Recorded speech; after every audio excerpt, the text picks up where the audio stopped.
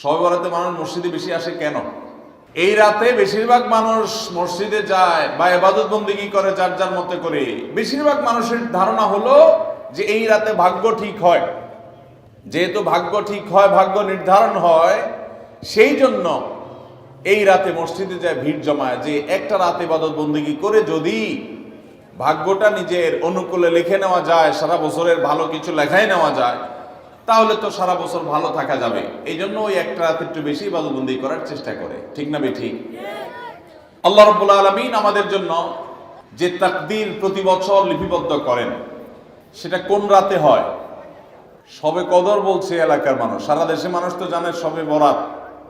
এলাকার মানুষটা সঠিকটা জানেন, বোঝা গেল। সারা দেশের মানুষ তো জানে ভাগ্য নির্ধারণ হয় শবে বরাতে।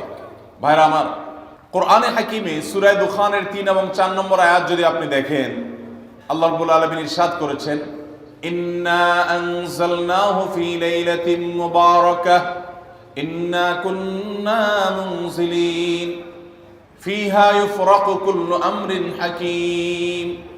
আল্লাহ বলেছেন, আমি নিশ্চয় কোরআনকে নাজিল করেছি, অবতীর্ণ করেছি একটি বরকতময় রাতে। আর এই বরকতময় রাতটা কোন রাত? যে রাতে কোরআন নাজিল হয়েছিল? শবে কদর। কোনো সন্দেহ আছে? কারণ কোরআনের আরেক আয়াত বলছে, ইন্না আনজালনাহু ফি লাইলাতিল কদর, আমি কোরআনকে নাজিল করেছি যে রাতে, সেটা হলো লাইলাতুল কদরে। তাহলে লাইলাতুল কদরে আল্লাহ কোরআন নাজিল করেছেন। আর সূরা দুখানে বলেছেন, আমি একটি বরকতময় রাতে কোরআন নাজিল করেছি।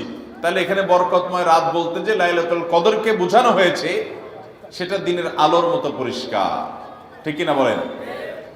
এরপর আয়াত আল্লাহ বলেছেন, ফিহা ইউফরাকু কুল্লু আমরিন হাকিম, এই বরকতময় রাত যে রাতে কোরআন নাজিল হয়েছে, অর্থাৎ লাইলাতুল কদর, সেই রাতেই সমস্ত গুরুত্বপূর্ণ হিকমাপূর্ণ বিষয়গুলো সব ধার্য হয়ে থাকে, নির্ধারণ হয়ে থাকে। এই আয়াতের আলোকে বোঝা যায় মানুষের ভাগ্য সারা বছরের যেটি লিপিবদ্ধ হওয়ার কথা, সারা বছরের যে বাজেট হওয়ার কথা, সেটা হয়ে থাকে লাইলাতুল কদরে, শবে কদরে। মধ্য শাবানের রাত, এ রাতে আল্লাহ তাআলা মানুষকে সাধারণ ক্ষমা ঘোষণা করেন।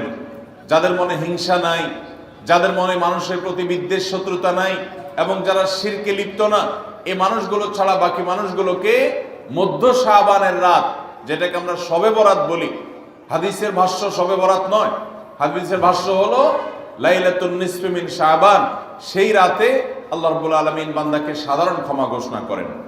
এটা একটা ভিন্ন বিষয়, কিন্তু বছরের সবচেয়ে শ্রেষ্ঠ রাত হলো লাইলাতুল কদর, যেই রাতে আল্লাহ তাআলা বান্দার ভাগ্য ঠিক করেন।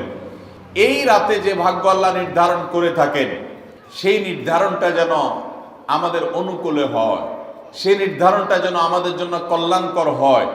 আল্লাহ যেন আমাদের ভাগ্যে ভালো কিছু লেখেন, খারাপ কিছু যেন না লেখেন। আল্লাহ যেন তাকদীরে আমাদেরকে ভালো কিছু দেন, মন্দ কিছু থেকে বাঁচিয়ে রাখেন। সেজন্য আমরা সবাই কামনা করি কি করি না? শুধু করি তা না, শবে বরাতে যত মানুষ মসজিদে আসে আমাদের দেশে, সারা বছরের অন্য কোনো রাত, দিন, অন্য কোনো সময় এত মানুষ মসজিদে আসে। কারণ কি? শবে বরাতে মানুষ মসজিদে বেশি আসে কেন? কি কারণে আসে বলেন দেখি? একজনকে সিন্নি খাওয়ার জন্য না, সিন্নি তো অন্যদিনও দেয়। এই রাতে বেশিরভাগ মানুষ মসজিদে যায় বা ইবাদত বন্দেগী করে যার যার মতে করে। বেশিরভাগ মানুষের ধারণা হলো যে এই রাতে ভাগ্য ঠিক হয়। যেহেতু ভাগ্য ঠিক হয়, ভাগ্য নির্ধারণ হয়, সেই জন্য এই রাতে মসজিদে যায়, ভিড় জমায় যে একটা রাতে ইবাদত বন্দেগী করে যদি ভাগ্যটা নিজের অনুকূলে লিখে নেওয়া যায়, সারা বছরের ভালো কিছু লেখাই নেওয়া যায়, তাহলে তো সারা বছর ভালো থাকা যাবে। এই জন্য ওই একটা রাত একটু বেশি ইবাদত বন্দেগী করার চেষ্টা করে। ঠিক না বেঠিক? ভাইরা আমার, প্রথম কথা হলো ভাগ্য নির্ধারণ এই রাতে নয়, বরং লাইলাতুল কদরে হয়। দ্বিতীয় কথা হলো ভাগ্য নির্ধারণের জন্য একটা রাত মসজিদে গিয়ে ইবাদত বন্দেগী করলেই আমার ভাগ্য নির্ধারিত হয়ে যাবে বা ভাগ্য ভালো কিছু লেখা হয়ে যাবে ভাগ্যে, এরকম কোন কথা কোরআন বা হাদিস থেকে পাওয়া যায়? কোরআন হাদিসে কি পাওয়া যায়? সূরা নাহাল আয়াত নম্বর ৯৭। আল্লাহ রাব্বুল আলামিন ইরশাদ করেছেন, মান আমিলা সালিহাম মিন যাকারিন আও উনসা ওয়া হুয়া মুমিন, পুরুষ হোক আর নারী হোক, যে কোনো ব্যক্তি যদি ঈমানদার অবস্থায় ভালো কাজ করে, কোরআন হাদিসে নির্দেশিত কাজ, আল্লাহ যা করতে বলেছেন, রাসূল সাল্লাল্লাহু আলাইহি ওয়াসাল্লাম যা করতে বলেছেন, যদি সে কাজগুলো করে, এমত অবস্থায় করে যে সে ঈমানদার, অর্থাৎ ঈমান থাকতে হবে, ঈমান আছে এই অবস্থায় যদি নেক আমল করে, তাহলে কি হবে? আল্লাহ বলেছেন ফালানুহিয়ান্নাহু হায়াতান তাইয়্যিবাহ, তাহলে সেই পুরুষ সে নারীকে আমি পবিত্র জীবন দান করব। এই পবিত্র জীবনে মানুষ সুখী থাকবে, এই পবিত্র জীবনে মানুষ সমৃদ্ধ থাকবে, এই পবিত্র জীবনে মানুষ ভালো থাকবে, নেক থাকবে। ওয়ালানাজজিয়ান্নাহুম আজরাহুম বিআহসানি মা কানু ইয়ামালুন, এবং এই ইমানদার নারী পুরুষরা যদি নেক আমল করে, ভালো কাজ করে যদি সব সময়, তাহলে সেক্ষেত্রে আল্লাহ বলেছেন তারা যে ভালো কাজ করেছে ওইটা সবচেয়ে উত্তম বিনিময় আমি তাদেরকে দান করব। তাহলে এই আয়াত থেকে প্রমাণ হয়, যদি কেউ ঈমান আনার পর নেকামল করতে থাকে, নেকামল করতে থাকে, একদিনের নেকামল নয়, এক রাতের নেকামল নয়, সারা বছর জুড়ে সারা জীবন ধরে ভালো কাজ করার চেষ্টা যদি কেউ করে, আল্লাহ তাআলা তাকে পবিত্র জীবন দিবেন, সৌভাগ্যবান মানুষের জীবন দিবেন, সুখী মানুষের জীবন দিবেন। এখান থেকে বোঝা যায় কি ভাগ্য নির্ধারণের জন্য এক রাত আমল করতে হবে নাকি সারা বছর? সূরা আরাফ আয়াত নম্বর 96, ওয়ালাউ আন্না আহলাল কুরা আমানু ওয়াত্তাকাউ, যদি কোন জনপদের লোকেরা ঈমান আনে আর তাকওয়া অবলম্বন করে। তাকওয়া কি? তাকওয়া হলো আল্লাহর ভয়ে সে আল্লাহর নির্দেশগুলো মানে আর হারামগুলো বর্জন করে, এরকম যদি কেউ করে, লাফাতাহনা আলাইহিম বারাকাতিম মিনাস সামাই ওয়াল আরদ, আল্লাহ বলেছেন তাহলে ওই ব্যক্তিকে আসমান এবং জমিন থেকে সমস্ত বরকত সমূহের দুয়ার সবগুলো তার জন্য খুলে দেওয়া হবে। তাহলে বোঝা গেল মানুষের জীবনে বরকত নাজিল হবে, মানুষ সুখে থাকবে, ভালো কিছু তার তাকদিরে লেখা হবে। তখন যখন বান্দা নেক আমল করে, যখন বান্দা গুনাহ থেকে বাঁচে, তাকওয়া অবলম্বন করে, তখন তার ওই এক রাত্রে গিয়ে আলাদা কিছু দোয়া বা বিশেষ পদ্ধতির কোনো জিকির আজকার এটা প্রয়োজন হয় না, বরং সে সারা বছর জুড়ে আল্লাহ তাআলা তার নসিবে ভালো কিছু লেখেন, যদি সে বছর জুড়ে সারা জীবন ধরে নেক আমল করে গুনাহ থেকে বাঁচে। ভাইরা আমার, ধরুন আপনার বাসায় দুটা মেশিন আছে, সেলাই মেশিন আছে। আপনার যেই মেশিনটা ভালো, এটা দিয়ে আপনার কাজ হয়, প্রোডাকশন হয়, ওই মেশিনটাকে তেল মোবিল আপনি ঠিক মতো দিবেন কি দিবেন না? যেহেতু ওইটা সার্ভিস দেয় আপনাকে, ওখান থেকে আপনার প্রোডাকশন হয়, ভালো কিছু অর্জিত হয়, সেজন্য আপনি অটোমেটিকলি সেটার জন্য বিদ্যুৎ সাপ্লাই দিবেন, গ্যাস লাগলে গ্যাসের সাপ্লাই যে মেশিনের জন্য দরকার সেটা দিবেন, তেল মোবিল যা যা দেওয়া দরকার সেটা দিবেন, নষ্ট হলে সাথে সাথে ওটা ঠিক করাবেন, যা যা দরকার সব ব্যবস্থা আপনি করবেন। কারণ মেশিনটা আপনার প্রোডাক্টিভ, মেশিনটা আপনার প্রোডাকশন দিচ্ছে, এখান থেকে ভালো কিছু পাওয়া যাচ্ছে, সেজন্য আপনি এটা দিবেন। আরেকটা মেশিন যদি হয় যে মেশিন থেকে আপনার কোনো সার্ভিস আপনি পান না, প্রোডাকশন দেয় না, মেশিনটা নষ্ট হয়ে অকেজো হয়ে পড়ে আছে, তাহলে ওই মেশিনে কি আপনি বিদ্যুৎ সাপ্লাই দিবেন?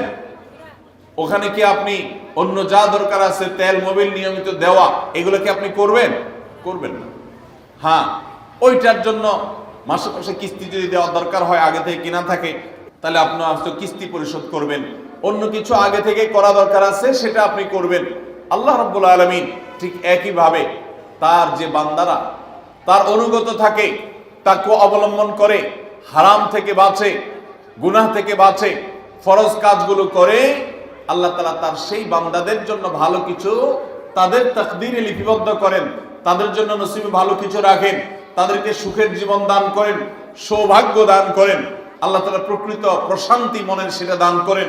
আল্লাহর ঈমানদার এবং নেককার বান্দাদেরকে, আমলে সালেহ কর্মওয়ালা বান্দাদেরকে, মুত্তাকি পরহেজগার বান্দাদেরকে।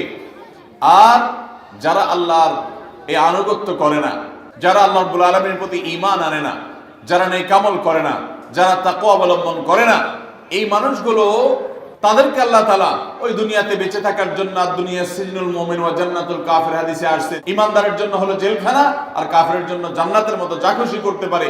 আল্লাহ তাআলা তাকে কিছু রিজিক দিয়ে বাঁচায় রাখেন, কিন্তু এই রিজিকের কোনো মূল্য আল্লাহর কাছে নাই। নবী করিম সাল্লাল্লাহু আলাইহি সাল্লাম বলেছেন, যদি দুনিয়া এবং দুনিয়ার মধ্যে যা কিছু আছে এগুলো যদি মাছির ডানার মতো মূল্য রাখতো, তো আল্লাহ তাআলা দুনিয়াতে আল্লাহর প্রতি অবিশ্বাসী কাউকে এক ঢোক পানিও পান করতে দিতেন না। এখান থেকে বোঝা গেল এই দুনিয়া যত কিছু আমরা ভোগ করি এগুলো আল্লাহ রাব্বুল আলামিনের কাছে এগুলো 2 পয়সার কোনো দাম নাই। বিশেষ করে যারা আখিরাতে বিশ্বাসী না, যারা আল্লাহর প্রতি ঈমান নাই, সে কাফেরদের জন্য এগুলো আল্লাহ তাআলা দিয়ে থাকেন, কারণ এগুলো সামান্য সময়ের ভোগ, অনন্ত অসীমকালের সুখ এবং দুনিয়ার প্রকৃত প্রশান্তি। এটা আল্লাহ শুধু তার ঈমানদার বান্দাদের জন্যই বরাদ্দ করে রেখেছেন। তো এই আয়াত থেকে, হাদিস থেকে বোঝা যায় যে ঈমানদাররা যখন নেক আমল করবে তাদের জন্য আল্লাহ তাআলা নসিবে ভালো কিছু দিবেন, তাদের জন্য আল্লাহ তাআলা তাদের ভাগ্যে ভালো কিছু দিবেন, তাদের ভাগ্য সুপ্রসন্ন হবে। আর যদি কেউ বদামল হয় তাহলে আল্লাহ রাব্বুল আলামিন তার জন্য প্রকৃত প্রশান্তি, আসল সুখের ঠিকানা, সেটা আল্লাহ তাআলা তাদেরকে কখনো দিবেন না। অতএব আমরা যদি চাই আমাদের ভাগ্যে ভালো কিছু লেখা হোক, তাহলে প্রথম কাজ করতে হবে আমাদেরকে নেক আমল করতে হবে। ঈমান আনার পর কি করতে হবে? নেক আমল করতে হবে। আল্লাহ আমাদের সবাইকে সে তৌফিক দান করুন। আমরা যদি ঈমান আনার পর নেক আমল করি, ভালো কাজে লিপ্ত হই, তাকওয়া চর্চা করি, তাহলে আল্লাহ রাব্বুল আলামিন আমাদের ভাগ্যে ভালো কিছু রাখবেন। এই ব্যাপারে একজন ঈমানদারের ঈমান মজবুত থাকতে হবে। আরেকটা উপমা নেই আমরা। ধরুন একজন জনপ্রতিনিধি, ওনার যারা প্রচার প্রচারণা করে, ওনার পক্ষে যারা মানুষের কাছ থেকে ভোট কালেকশন করে, সংগ্রহ করে, এই জনপ্রতিনিধির কাছে যদি কোনো রিলিফের মাল আসে, সরকারি চাল ডাল ইত্যাদি এসব যদি আসে, তিনি তার এলাকার মানুষদেরকে, ভোটারদেরকে, জনগণ তাদেরকে তিনি, যারা অভাবী, যারা এটার হকদার, তাদেরকে দিবেন। এটা তার দায়িত্ব, কর্তব্য থাকে। যদি তার কোনো আগে থেকে তার দলের কোনো কর্মী থাকে, নির্বাচনের সময় তার অনুগত কোনো মানুষ থাকে যে তার পক্ষে কাজ করছে অনেক বেশি, তো এই লোকটার যদি রিলিফের দরকার হয়, সে কি ওই চেয়ারম্যান সাহেবের কাছে আর জনপ্রতিনিধির কাছে ধর্ণা দিয়ে আলাদা পিছনে লাইন ধরে ঘুরতে হবে? তার অটোমেটিক তাকে দেয়া হবে, কারণ সে আগে থেকেই তার লোক। অতএব অন্য 10 জন যদি পায়, এই লোক বরং তারও আগে পাবে। ঠিক একইভাবে যে সারা বছর জুড়ে নেক আমল করে, তাকওয়া অবলম্বন করে, গুনাহ থেকে বাঁচে, আল্লাহর আনুগত্য করে, আল্লাহর আদেশ নিষেধগুলো মেনে চলে, 5 ওয়াক্ত নামাজ পড়ে, হালাল হারাম বাজ বিচার করে চলে, আল্লাহর ভয় অন্তরে লালন করে, ওই আল্লাহর বান্দাকে আল্লাহ যখন ভাগ্য লিপিবদ্ধ করবেন, আল্লাহ যখন বাজেট ঘোষণা করবেন, তখন আল্লাহ তাআলা তার সেই ঈমানদার, সেই মুত্তাকি বান্দার জন্য বাজেট রাখবেন ভালো। এটা তো বলার অপেক্ষা রাখে। অতএব ভাগ্য সুপ্রসন্ন হওয়ার জন্য, ভাগ্যে ভালো কিছু লেখা হওয়ার জন্য এক রাতের ইবাদত নয়। এই সমস্ত আয়াত, হাদিস, উপমা থেকে আমরা বোঝাবার চেষ্টা করছি যে আমাদেরকে করতে হবে সারা বছর জুড়ে ভালো কাজের চর্চা, নেক আমলের চর্চা। তাহলে আমরা নেক আমলের মাধ্যমে আল্লাহ রাব্বুল আলামিনের কাছ থেকে ভালো কিছুর ফয়সালা পাবো ইনশাআল্লাহ। মোহতারাম হাজরিন, আমরা অনেকে দোয়ার জন্য অনেক অস্থির হই, পেরেশান হই যে অমুক হুজুর যেন আমার জন্য একটু দোয়া করে দেন, ইমাম সাহেব আমার জন্য একটু দোয়া করে দেন। বড় কোনো আলেম পাইলে আমরা দোয়ার জন্য অনেক চেষ্টা করি যে ভাই আপনি একটু আমার জন্য দোয়া করে দেন। এটা ভালো, এটা খারাপ কিছু না। আমরা যারা এক রাতে আমল ইবাদত করে আমাদের ভাগ্যের ভালো কিছু লেখানোর জন্য চেষ্টা করি, আমি সেই ভাইদেরকে বলতে চাই, সারা দুনিয়ার সমস্ত ভালো মানুষ, সকল নেক মানুষ, এমনকি মক্কা মদিনার ইমাম সাহেবরা, হারামাইনের ইমাম খতিবগণ, সারা দুনিয়ার সকল আল্লাহওয়ালা, নেককার এবং ভালো মানুষ যারা আছেন, আব্দুস সালেহ যারা আছেন, আল্লাহর ওলি যারা আছেন, তাদের সবার দোয়া আমরা পাইতে চাই। একটা সহজ উপায় আছে, সেটা কি? এই এতক্ষণ যেটা বললাম, অর্থাৎ আপনি যদি নিজেকে ভালো মানুষ হিসাবে গড়ে তোলার জন্য চেষ্টা করেন, আপনি 5 ওয়াক্ত নামাজ পড়বেন, আল্লাহর হুকুম মতো চলবেন, আপনি হারাম থেকে বাঁচার জন্য সংগ্রাম যুদ্ধ চালাবেন, আপনি হক হালালি চলার চেষ্টা করবেন, আপনি তাকওয়ার উপরে চলার চেষ্টা করবেন। যদি আপনি এটা করেন, তাহলে অটোমেটিকলি সারা দুনিয়ার সমস্ত নেককার মানুষদের দোয়া একবার না, বারবার বারবার, হাজার হাজার লক্ষ লক্ষ বার আপনি পেতে থাকবেন। কিভাবে? আমরা নামাজের মধ্যে আত্তাহিয়াতু পড়ি কি পড়ি না?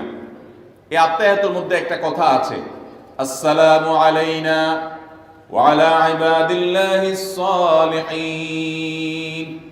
এর অর্থ কি?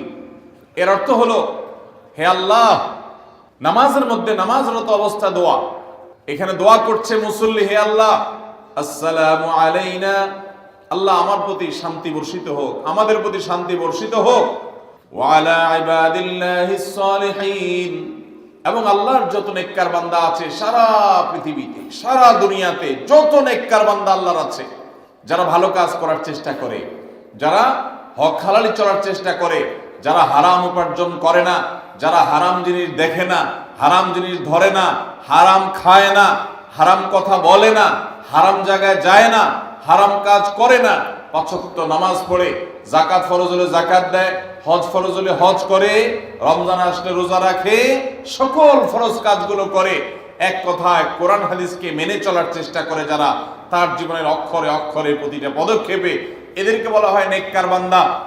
নামাজে আত্মাহতে প্রত্যেকটা মুসল্লি সারা পৃথিবীর সমস্ত প্রান্ত থেকে আল্লাহর কাছে দোয়া করে, আসসালামু আলাইনা ওয়া আলা ইবাদিল্লাহিস সালিহিন, আল্লাহ আমাদের প্রতি তো শান্তি বর্ষিত করবেনই, সেই সাথে আপনার নেককার বান্দা যারা আছেন, যা সারা দুনিয়াতে, এই সকল নেককার বান্দাদের প্রতি আপনি শান্তি বর্ষিত করেন। এই দোয়া প্রত্যেকটা মানুষ নামাজের মধ্যে করে কি করে না? তাহলে আপনি যদি নিজেকে নেককার বান্দা হিসাবে শামিল করতে পারেন, আপনি যদি নিজেকে আল্লাহর হুকুম এবং আল্লাহর আনুগত্য করানোওয়ালা মানুষ হিসাবে গড়ে তুলতে পারেন, তাহলে অটোমেটিকলি আপনি সারা দুনিয়ার সমস্ত নেককার মানুষদের দোয়া পেয়ে যাবেন। আল্লাহ আমাদের সবাইকে সে তৌফিক দান করুন। ভাইরা আমার, নেককারদের জন্য অটোমেটিকলি দোয়া হয়। শুধুমাত্র আল্লাহর নেককার বান্দা মানুষরা না, ফেরেশতারা দোয়া করে। আল্লাহর সকল নেককার মানুষদের দোয়া আমরা অটোমেটিক পাবো। তাহলে আমাদের ভাগ্যে যেন ভালো কিছু লেখা হয়, তার জন্য আমাদের যে আমলটা করতে হবে তা হলো আমলে সালেহ। সারা বছর জুড়ে, সারা জীবন জুড়ে আমাদেরকে খুঁটে খুঁটে খুঁটে কোনটা কোনটা ভালো কাজ সেগুলো করার চেষ্টা করতে হবে, কোনটা কোনটা খারাপ কাজ, গুনাহের কাজ, সেগুলো থেকে বাঁচার চেষ্টা করতে হবে। তাহলে আমাদের ভাগ্যে ভালো কিছু লেখা হবে ইনশাআল্লাহ। সহিহ বুখারীর একটি হাদিস থেকে আমরা আমাদের নসিবে ভালো কিছু আল্লাহ তাআলা লিপিবদ্ধ করবেন এরকম একটি আমলের কথা আমরা জানি। সকল সাধারণ নেক আমলের মধ্যে সেটা শামিল আছে, এটাকে আলাদা করে নবী সাল্লাল্লাহু আলাইহি ওয়াসাল্লাম বলেছেন। সেটা কি? তিনি বলেছেন, মান সাররাহু আন ইউবসাতা লাহু ফি রিজকিহি আও ইউনসা লাহু ফি আথারিহি ফালইয়াসিল রাহিমাহ। মান সাররাহা লাহু আন ইউবসাতা লাহু ফি রিজকিহি আও ইউনসা লাহু ফি আথারিহি, যে ব্যক্তি চায় তার রিজিককে প্রশস্ত করে দেওয়া হোক, তার রিজিকে বারাকা দেওয়া হোক এবং তার হায়াত বৃদ্ধি করে দেওয়া হোক, এটা যে চায়, ফালইয়াসিল রাহিমাহ, সেই জন্য তার রক্ত সম্পর্কীয় আত্মীয়দের সাথে সুসম্পর্ক বজায় রাখে, সেই জন্য তার রক্ত সম্পর্কীয় আত্মীয়দের সাথে সম্পর্ক সবসময় জুড়ে রাখে, সম্পর্ক যেন ভালো রাখে, তাদের সাথে সম্পর্ক যেন ছিন্ন না করে। তাহলে সেক্ষেত্রে তার হায়াত এবং তার রিজিকের মধ্যে বরকত দেওয়া হবে, কল্যাণ দেওয়া হবে, লিপিবদ্ধ করা হবে, এই ফয়সালা তার জন্য করা হবে। এই হাদিস থেকে বোঝা যায় যে আমাদের হায়াত, আমাদের রিজিকের মধ্যে বরকত হবে, কল্যাণ হবে, ভাগ্যে নসিবে ভালো কিছু আল্লাহ তাআলা দিবেন যদি আমরা রক্ত সম্পর্কীয় আত্মীয়দের সাথে সুসম্পর্ক বজায় রাখি। আজকাল আমাদের সমাজে অনেক মানুষ আছেন যে নামাজ রোজা করেন, ওয়াজ মাহফিলে যান, কোরআন তেলাওয়াত করেন, জিকির আজকার তাসবিহ তেলাওয়াত করেন, কিন্তু নিজের রক্ত সম্পর্কে আত্মীয়দের সাথে সম্পর্ক ভালো নাই। আছে না নাই? আপনার আত্মীয় যদি নিজে থেকে সম্পর্ক ছিন্ন করে চলে যায় তাহলে তো আর আপনার দোষ নাই, কিন্তু আপনি নিজে থেকে কখনো আপনার রক্তের যে আত্মীয়, যাদের সাথে রক্তের সম্পর্ক আছে, এরকম কারোর সাথে সম্পর্ক ছিন্ন করতে পারবেন না। এটা হারাম। নবী করিম সাল্লাল্লাহু আলাইহি ওয়াসাল্লাম বলেছেন, যে ব্যক্তি আত্মীয়তার সম্পর্ককে রক্ষা করবে আল্লাহ তাআলা তাকে রক্ষা করবেন, যে আত্মীয়তার সম্পর্ক ছিন্ন করবে, তাকে ত্যাগ করবে, আল্লাহ তাআলা ওই ব্যক্তিকে ছিন্ন করবেন। এই জন্য আত্মীয়তার সম্পর্ক রক্ষা করা এটা আমাদের ভাগ্য সুপ্রসন্ন হওয়ার অন্যতম মাধ্যম। আত্মীয়তার সম্পর্ক রক্ষা করা বলতে কাদের সাথে সম্পর্ক বজায় রাখতে হবে? যাদের সাথে রক্তের সম্পর্ক আছে আপনার। তারা কারা? আপনার শরীরে আপনার বাবার রক্ত আছে, রক্ত সম্পর্কীয় আত্মীয়। আপনার বাবার সাথে আপনার ব্লাডের কানেকশন আছে, আপনার মায়ের সাথে আপনার ব্লাডের কানেকশন আছে, এবং মায়ের সাথে ব্লাডের কানেকশন থাকার কারণে মায়ের দিককার আত্মীয় আপনার মামা, আপনার খালা, আপনার নানা নানি, তারা হলো আপনার রক্ত সম্পর্কীয় আত্মীয়। ঠিক একইভাবে আপনার বাবার দিককার রক্ত সম্পর্কে আত্মীয় হলেন আপনার দাদা দাদি, আপনার চাচা, আপনার ফুফু, এবং চাচাতো ভাই বোন ফুফু, যিনি তার রক্ত আপনার বাবার রক্ত এক, সেজন্য তারা রক্তের আত্মীয়। ভাই বোন তো আছেই, তো এই রক্তের আত্মীয়দের সাথে অনেকে সম্পর্ক বজায় রাখে না, কোনো কারণে সম্পর্ক ছিন্ন করে ফেলে, এটা হারাম। আমরা দুনিয়াতে অনেক বন্ধু বান্ধবের সাথে সম্পর্ক ভালো রাখি, অনেক দোস্তের সাথে সম্পর্ক ভালো রাখি, অথচ আমাদের এই রক্ত সম্পর্কে আত্মীয়গুলোর সাথে সম্পর্ক ভালো রাখা হয় না। মোহতারাম হাজিরিন, আমাদের নসিবে আল্লাহ ভালো কিছু দেখ, আমরা সবাই চাই কি চাই না? তাহলে শবে বরাতে রাতভর আপনি দোয়া জিকির আজকার করলেন, কান্নাকাটি করলেন, আর মিলাদ মাহফিল করলেন, আশা করলেন আপনার ভাগ্যে ভালো কিছু লেখা হবে। আপনার ভাগ্যে ভালো কিছু লেখা হবে না যদি আপনি আপনার রক্ত সম্পর্কে আত্মীয়র সাথে সম্পর্ক ছিন্ন করে বসে থাকেন। কারণ আপনার জীবনে, আপনার রুজিতে, আপনার ইনকামে, উপার্জনে বরকত হওয়ার পূর্ব শর্ত হলো আপনার এই রক্ত সম্পর্কে আত্মীয় স্বজনের সাথে সুসম্পর্ক বজায় রাখা। হ্যাঁ, তারা যদি সুসম্পর্ক বজায় রাখতে গেলে আপনার ক্ষতি করে, আপনাকে বিপদে ফেলে, তাহলে আপনি নিজেকে বাঁচাতে পারেন, আত্মরক্ষার জন্য আপনি দূরত্ব বজায় রাখতে পারেন। কিন্তু তাই বলে তাদের সাথে আপনি সম্পর্ক নষ্ট করে থাকবেন, তাদেরকে ভুলে থাকবেন বা তাদের সাথে সম্পর্ক রাখবেন না, এটা কিন্তু জায়েজ হতে পারে না। ইংল্যান্ডের একটা ইউনিভার্সিটির একটা জরিপের কথা অনলাইনে আমি একবার দেখেছিলাম, যে একটা নামকরা বিশ্ববিদ্যালয়, তারা বিশ্ববিদ্যালয়ের ছাত্রদের মধ্যে একটা সার্ভে তারা চালিয়েছিলেন। তারা দেখতে চেয়েছেন যে ছাত্রদের মধ্যে কারা বেশি হায়াত পায় আর কারা কম পায়। যারা বেশি হায়াত পায় তাদের মধ্যে বৈশিষ্ট্য কি আছে, যারা কম পায় তাদের মধ্যে কোন বৈশিষ্ট্যের অভাব আছে। তো এটা নিয়ে দীর্ঘ অনেক বছরের একটা জরিপ তারা চালিয়েছেন, একটা নিরীক্ষা তারা চালিয়েছেন। সেই নিরীক্ষায় দেখা গেল যে যেই ছাত্ররা দীর্ঘদিন পর্যন্ত হায়াত পেয়েছেন এবং তারা অনেক দিন দুনিয়াতে বেঁচেছেন, তাদের বেশিরভাগই দেখা গেছে, সবাই না, বেশিরভাগই দেখা গেছে যে তারা সাধারণত তাদের পারিবারিক এবং আত্মীয় স্বজন, বন্ধু বান্ধব, অন্যদের সাথে হাসি খুশি, অর্থাৎ মানুষের সাথে সম্পর্ক বজায় রাখছে। আর যারা সম্পর্ক বজায় রাখে নাই, এই মানুষগুলো তাদের তুলনামূলকভাবে প্রথম গ্রুপের চাইতে তারা অনেক আগে দুনিয়া থেকে চলে গেছে, অনেক আগে তারা মারা গেছে। এটা প্রত্যেকটা ব্যক্তির ক্ষেত্রে আলাদা আলাদা করে খাটানো যাবে না, এটা একটা টোটাল জরিপের ফসল। তো এই জরিপ প্রমাণ করে নবী করিম সাল্লাল্লাহু আলাইহি ওয়াসাল্লাম যে বলেছেন, যারা রক্ত সম্পর্কের আত্মীয়গুলোর সাথে সুসম্পর্ক বজায় রাখে তাদের হায়াতে এবং রিজিকে বরকত দেওয়া হয়। এই জরিপের রিপোর্টও সেটা সত্যতাকে প্রমাণ করে। আল্লাহ তাআলা আমাদের সবাইকে আমাদের আত্মীয় স্বজনের সাথে সুসম্পর্ক বজায় রাখার তৌফিক দান করুন। তাহলে আমাদের ভাগ্যে যেন ভালো কিছু লেখা হয়, ভাগ্য যেন সুপ্রসন্ন হয়, সেজন্য আমরা দ্বিতীয় আমলও পেয়ে গেলাম। নাম্বার 3, বান্দার ভাগ্য এবং নসিবে ভালো কিছু যেন হয়। মন্দ কোনো কিছু যদি আল্লাহ না করুন কারণ নসিবে লেখা থাকে, সেটা যেন দূর হয়, সেটা যেন তার ক্ষতি না করে, এবং আল্লাহ রাব্বুল আলামিন যেন সেই ফয়সালা বান্দার উপরে কার্যকর না করে। সেজন্য তৃতীয় আমল হলো দোয়া। কারণ লা ইয়ারুদ্দু তাকদীর ইল্লা দুআ। তিরমিজিতে একই হাদিসে আসছে, ভাষ্য ভিন্ন, লা ইয়ারুদ্দু কাযা ইল্লা আদ-দুআ। বান্দার তাকদীর, বান্দার ভাগ্য, এটা কোনো কিছু পরিবর্তন করতে পারে না। অন্য এক হাদিসে আসছে, আল্লাহ যা ফয়সালা করেন সেটা আর পরিবর্তন করেন না। তবে এই হাদিস থেকে একটা এক্সেপশন পাওয়া যায়, সেটা হলো যদি কেউ আল্লাহ তাআলার কাছে কায়মন বাক্যে দোয়া করতে পারে, দোয়ার হক আদায় করে যদি দোয়া করতে পারে, তাহলে এই দোয়া আল্লাহ রাব্বুল আলামিনের তাকদীরকে পর্যন্ত তার জন্য পরিবর্তন করে দেওয়া হয় দোয়ার মাধ্যমে। আল্লাহ তাআলা আমাদেরকে সবাইকে সেভাবে দোয়া করার তৌফিক দান করুন। আমরা চেষ্টা করব তো ইনশাআল্লাহ। তাহলে তৃতীয় আমল আমরা পেয়ে গেলাম, সেটা হলো দোয়া। আল্লাহ তাআলার কাছে যদি কেউ চোখের পানি ফেলে দোয়া করে, আল্লাহ আপনি আমার নসিবে যদি খারাপ কিছু লেখাও থাকে সেটা থেকে আপনি আমাকে উদ্ধার করেন।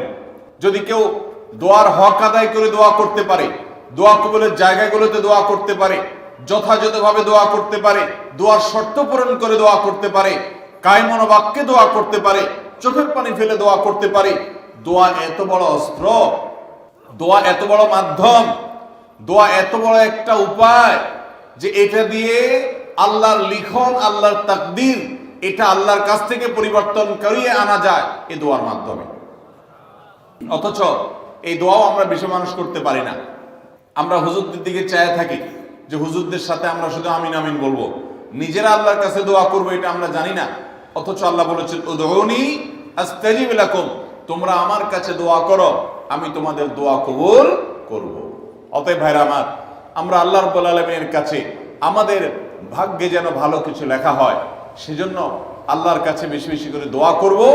এবং আমাদের তাকদীরে যদি কোনো ক্ষতিকর কিছু থাকে তো সেটা যেন আমাদের ক্ষতি না করে আল্লাহ রাব্বুল আলামিন যেন আমাদের প্রতি রহম করেন, এই মর্মে আমরা যদি দোয়া করি তো দোয়ার মাধ্যমে আল্লাহ তাআলা তাকদীরও পরিবর্তন করে।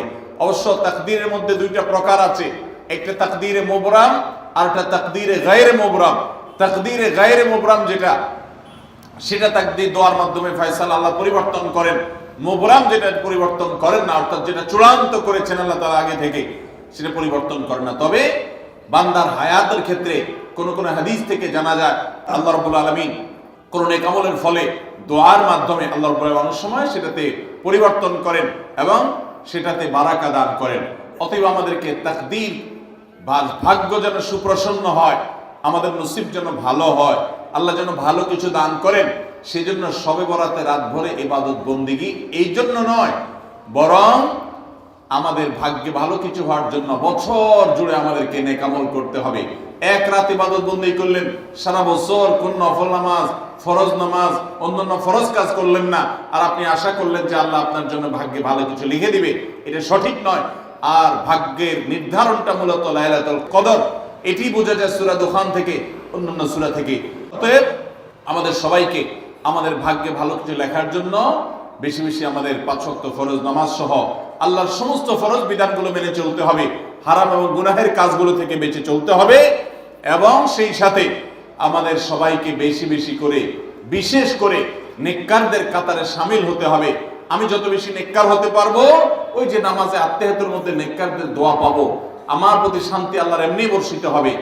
এবং দ্বিতীয় আমল হলো বেশি বেশি করে আত্মীয় স্বজন, রক্ত সম্পর্কীয় যারা, তাদের সাথে বিশেষভাবে সুসম্পর্ক বজায় রাখতে হবে। সম্পর্ক নষ্ট করা যাবে না, সম্পর্ক ছিন্ন করা যাবে না। এবং তৃতীয় আমল হলো বেশি বেশি দোয়া করতে হবে। এই তিনও আমল যখন আমরা একযোগে চালাবো, একদিক থেকে সাধারণ সব নেক আমল করব, বিশেষভাবে আমি আত্মীয় স্বজনের সাথে সুসম্পর্ক বজায় রাখার চেষ্টা করব, এবং আল্লাহর কাছে দোয়ার আমলটা বেশি বেশি করব, বরকত নাজিল হওয়ার মতো কাজগুলো বেশি বেশি করব, ইনশাআল্লাহ আল্লাহ রাব্বুল আলামিন আমার নসিবে ভালো কিছু দিবেন এবং মন্দ কিছু থেকে আমাকে বাঁচাবেন।